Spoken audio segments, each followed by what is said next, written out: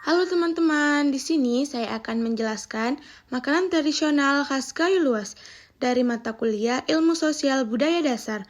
Di sini saya akan memperkenalkan diri saya.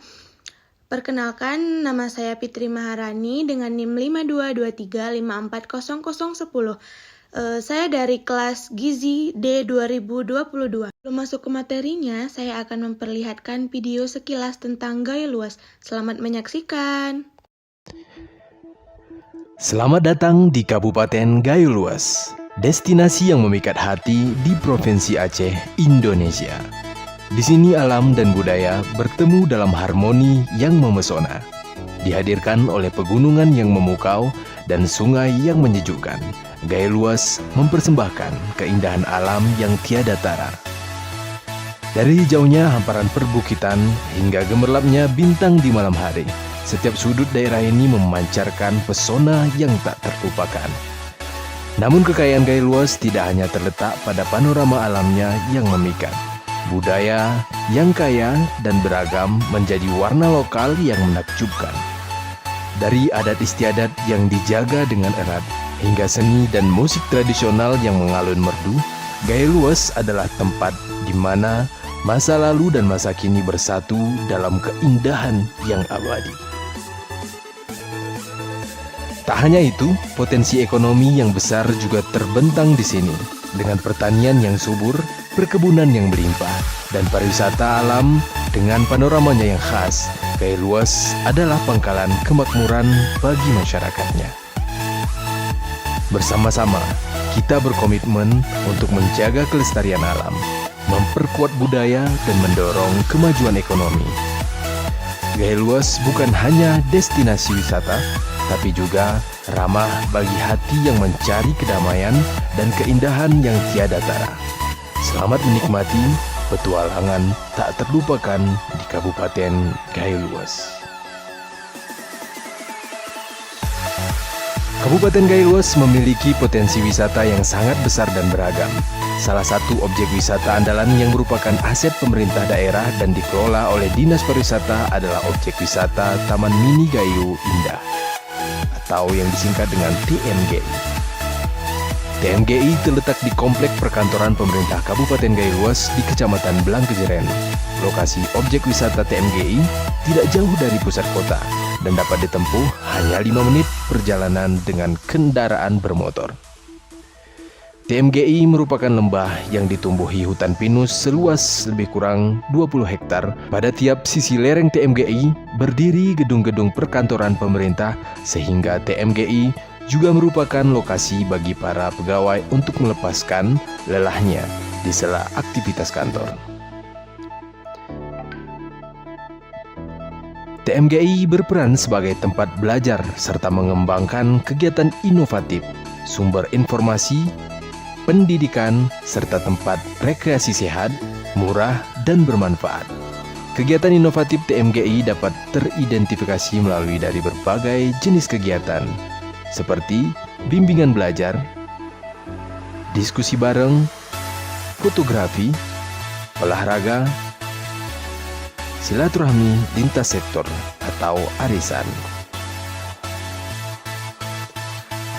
Kegiatan-kegiatan tersebut akan berdampak pada terciptanya lapangan pekerjaan untuk masyarakat sekitar objek wisata dan adanya pemasukan bagi PAD Gayo Luas. Begitulah sekilas tentang gambaran Gayo Luas. Setelah itu, saya akan menjelaskan makanan khas Gayo Luas. Masyarakat yang tinggal di daerah tinggi Gayo memiliki banyak makanan khas seperti masamjing, gutel, lepat, cecah ke kulit, ikan pengat, dan yang lainnya. Hampir semua makanan khas Gayo digemari oleh wisatawan Nusantara yang berkunjung ke dataran tinggi Gayo. Salah satunya adalah ikan pengat atau masakan ikan tanpa kuah. Masakan ini sudah menjadi makanan turun-temurun. Dari banyaknya makanan khas Gayo Luas, saya akan menjelaskan satu makanan khasnya, yaitu ikan pengat. Pengat adalah olahan makanan masyarakat Gayo yang berbahan dasar ikan.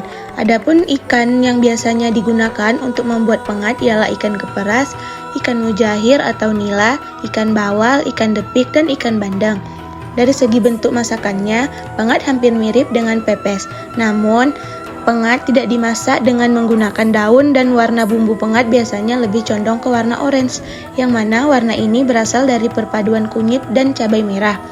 Pengat memiliki ciri khas rasa yaitu perpaduan antara rasa asam dan pedas, dan ikan pengat biasanya disajikan pada berbagai acara-acara penting seperti mangan murum atau makan bersama, acara pernikahan, khitan, jamuan makan, dan acara penting lainnya. Ini saya akan menjelaskan bagaimana cara membuatnya. Sebelum itu, kita harus mempersiapkan bahan-bahannya, seperti ikan nila, bawang putih, bawang merah, cabai rawit, cabai merah, pakis, lengkuas, kemiri, kecombrang, dan jahe. Setelah itu kita haluskan bumbunya.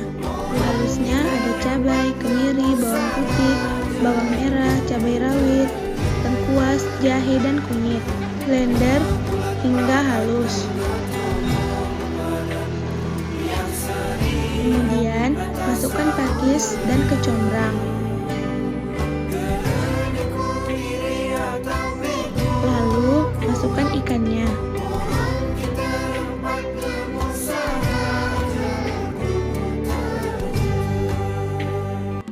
Setelah itu, masukkan bumbunya yang telah kita haluskan tadi.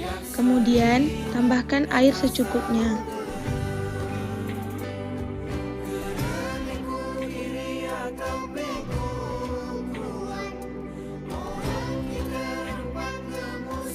Setelah itu, masukkan jeruk nipis secukupnya.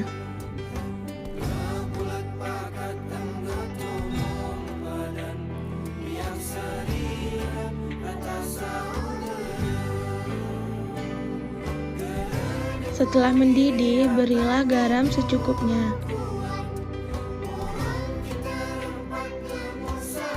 Lalu tunggu hingga meresap. Jika sudah meresap, hidangan pun siap disajikan.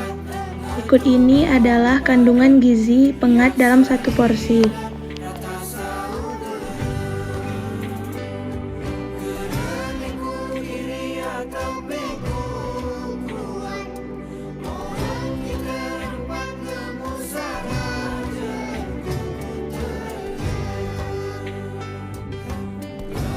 Mungkin hanya ini yang bisa saya sampaikan, lebih dan kurangnya saya mohon maaf. Terima kasih sudah menonton, bye-bye.